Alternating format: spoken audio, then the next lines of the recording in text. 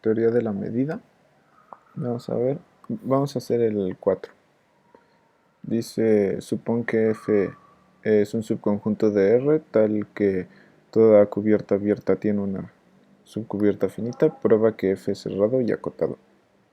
Bueno, esto es como el teorema de Haim-Borel, pero la vuelta, ¿no? Bueno, aquí nos dicen em, que los conjuntos que son cerrados y acotados son compactos. Entonces, y aquí lo que nos piden demostrar es que si tengo un conjunto compacto, entonces es cerrado y acotado.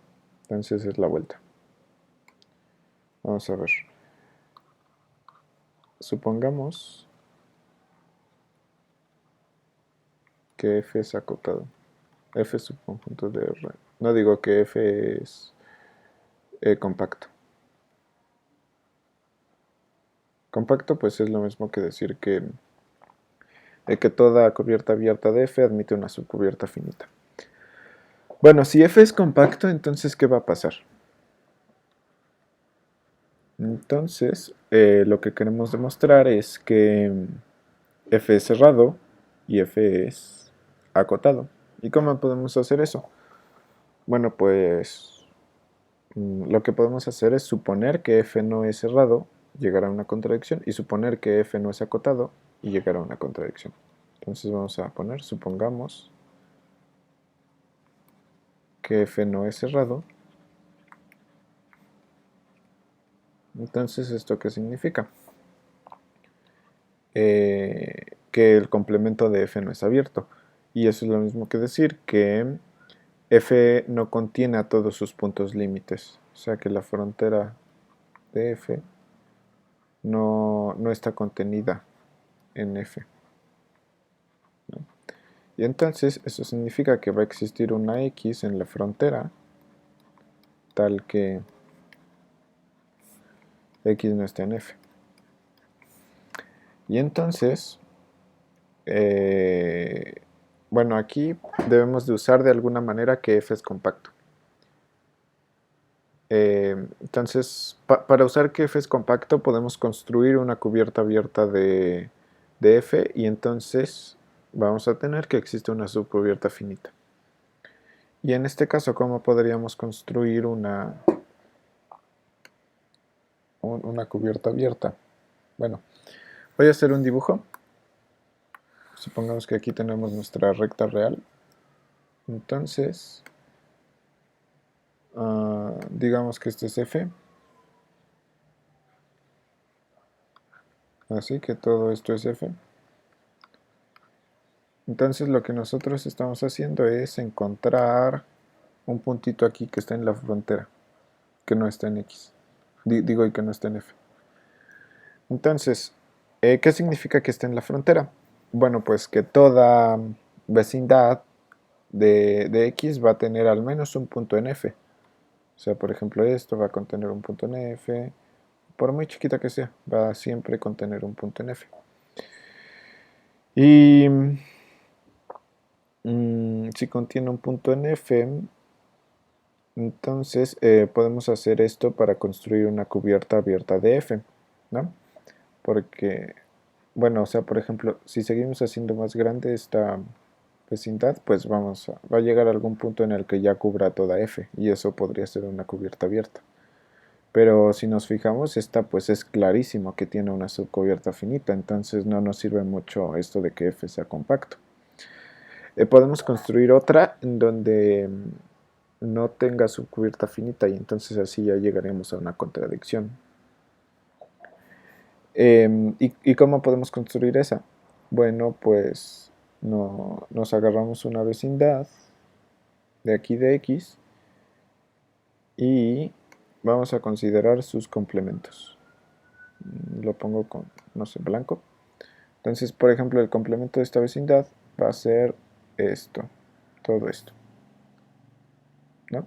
Y entonces, entre más vamos haciendo chiquita la vecindad de X, más, bueno, se va haciendo más grande el complemento. Y entonces eso nos va a dar una cubierta abierta de F. Entonces voy a escribirlo un poco mejor. la siguiente página consideremos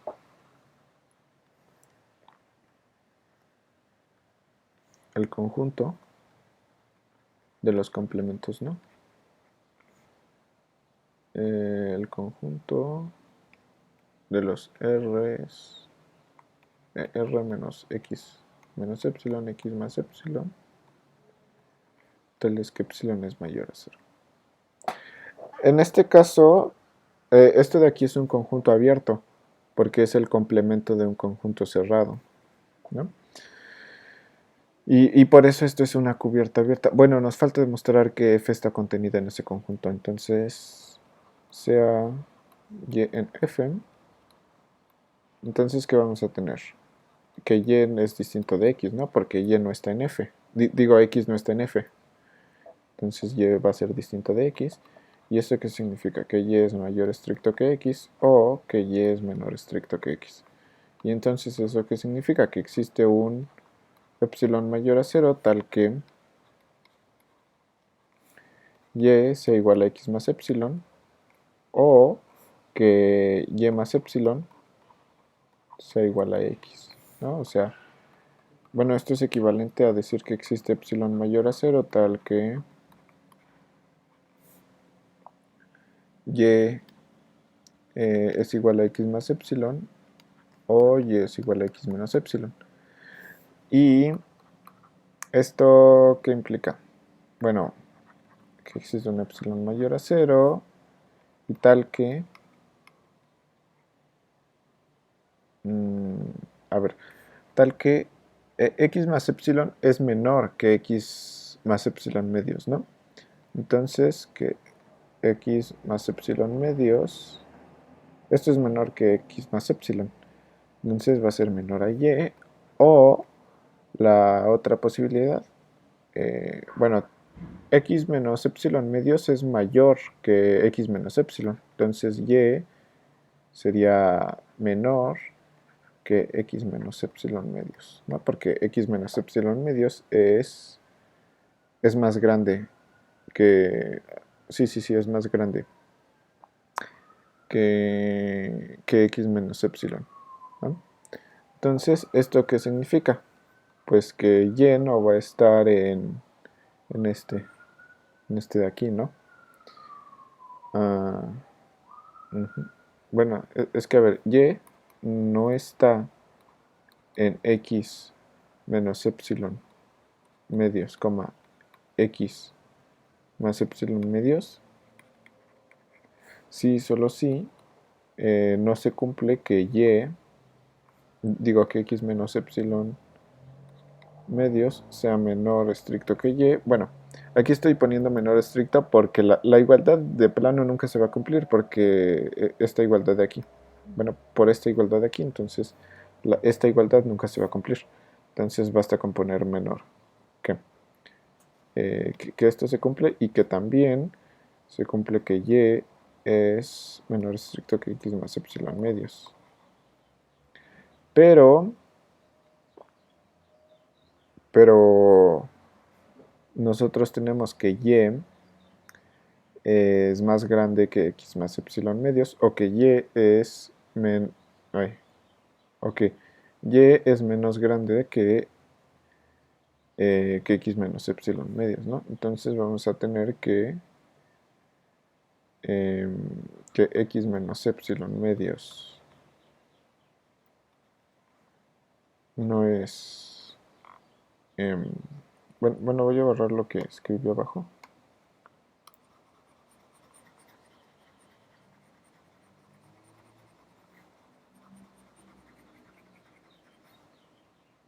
Que x menos epsilon no es más grande que y, porque x menos epsilon es... No, a ver. Sí, no, porque x menos epsilon es más grande... Sí. X menos epsilon medios es más grande que y, entonces no se va a cumplir esto, o x más epsilon medios no va a ser más grande que y, ¿no? O sea, es esto de aquí, pero le estoy cambiando el signo y poniéndole el no. Entonces, esto implica que y no está en el intervalo x menos epsilon medios, x más epsilon medios. Y esto implica que y va a estar en uno de estos conjuntos, ¿no?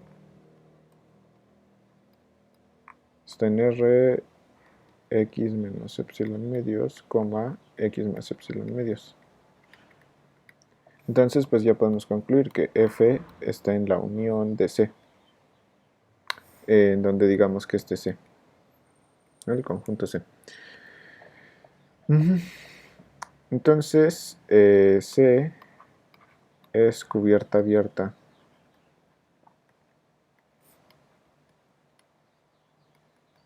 de F. Pero C no va a tener una subcubierta finita, ¿no? O sea, tenemos esto y, y, y para que cubra a toda F, sí es necesario considerar todas las epsilons, ¿no? O sea, si tuviera un número finito, bueno, sí, si C tuviera una subcubierta finita, entonces tendríamos que...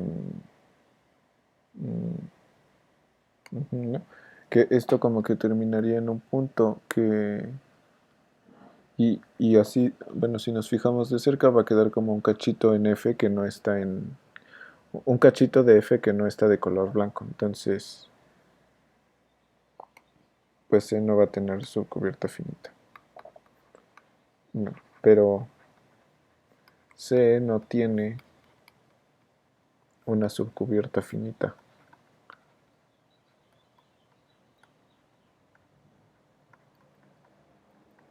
Entonces esto es pues una contradicción que viene de que F...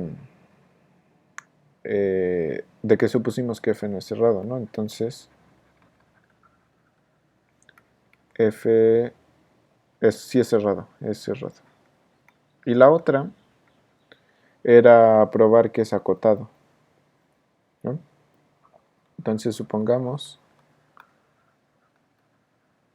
que F es no acotado.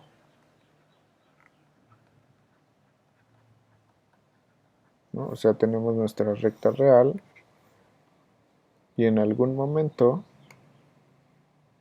este F se va a ir al infinito, ¿no? O sea, por ejemplo que sea así.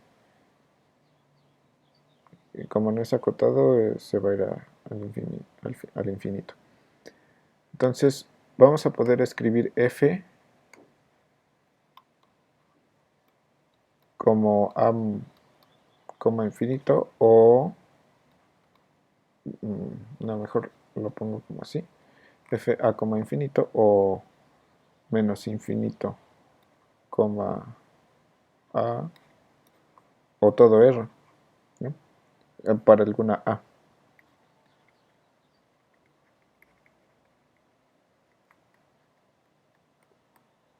A en R, ¿no? Entonces esas son las tres opciones que podemos tener de F. Pero en todas estas opciones, F va a tener una cubierta abierta de intervalos abiertos acotados.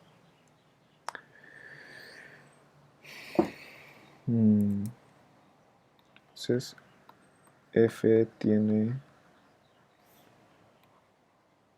una cubierta abierta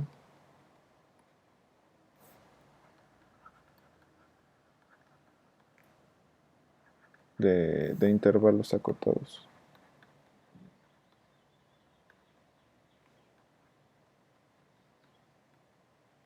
¿No? O sea, va a ser, por ejemplo, así, así, así, todos estos van a ser los conjuntos que cubren a F. Pero eso obviamente nunca va a terminar de cubrir a F porque F es infinito.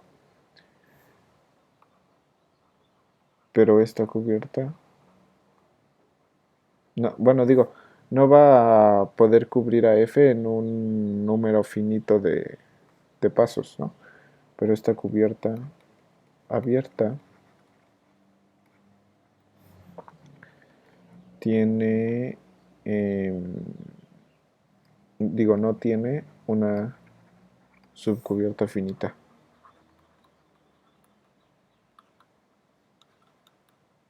finita. Entonces, pues la única opción de que pueda pasar esto es que f es acotado.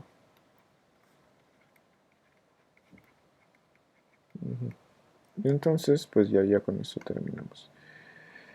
Luego, a ver qué otros ejercicios hay. El 5, el 6, el 7, el 8. Hay 14. Y luego ya siguen. Hasta la próxima.